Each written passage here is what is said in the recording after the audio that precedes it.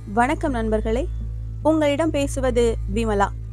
இன்னைக்கு நாம கேட்க போற கதை வாழ்வின் முடிச்சுக்கள். காலை நேரம். சீடர்கள்லாம் காத்துக்கிட்டு இருக்காங்க. புத்தர் வர்றார் அவங்க முன்னாடி பேசுறதுக்காக.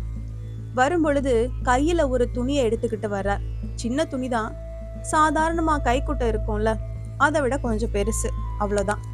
புத்தர் வந்து மேடையில உட்கார்ந்தார். எதுவும் பேசல. பேசாம அந்த துணியில முடிச்சுக்கள் போட ஆரம்பிச்சார். சீடர்களுக்கு ஒன்னும் புரியல.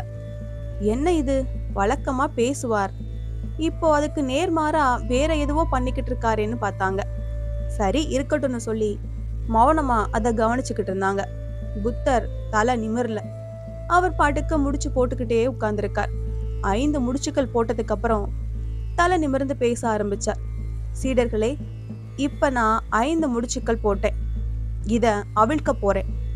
அவிழ்க்கிறதுக்கு முன்னாடி உங்ககிட்ட 2 கேள்வி கேட்க போறேன்.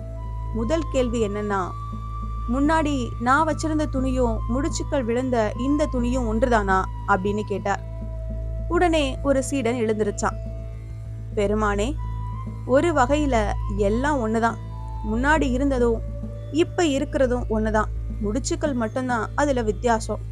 ஒரு சின்ன மாற்றம் ஏற்பட்டிருக்கு, அவ்வளவுதான். முன்னாடி இருந்த துணி சுதந்திரமுடையது. முடிச்சு விழுந்ததும் அதன் சுதந்திரம் போயிட்டது. இப்போ இந்த துணி அடிமைப்பட்டு கிடக்குது அப்படின்னா. ஆமா, நீ சொல்றது சரிதான். ஒரு வகையில் ஒரே துணிதான், இன்னொரு வகையில் வேறுபட்டிருக்கு. எல்லோருமே இயல்பிலே கடவுள்கள் தான். ஆனா முடிச்சு போட்டுக்கிட்டு சிக்கல்ல மாட்டிக்கிட்டு அடிமைப்பட்டு போயிடுறாங்க. நாம எல்லோருமே அடிப்படையில புத்தர்கள் தான். ஆனா தனிமைப்பட்டு போய் தனித்தனி உலகங்களை சிருஷ்டித்துக்கிட்டு அதுல சிக்கிக்கிட்டு தனிமைப்பட்டு போயிடுறாங்க. இந்த முடிச்சுக்கள் மாதிரி. இதத்தான் நான் உங்களுக்கு தெரிவிக்க விரும்பினேன்னார். கொஞ்ச நேரம் கழிச்சு அடுத்த கேள்வி கேட்டார். இந்த முடிச்சுகளை அவிழ்க்கணும்னா என்ன செய்யணும்னு கேட்டார்.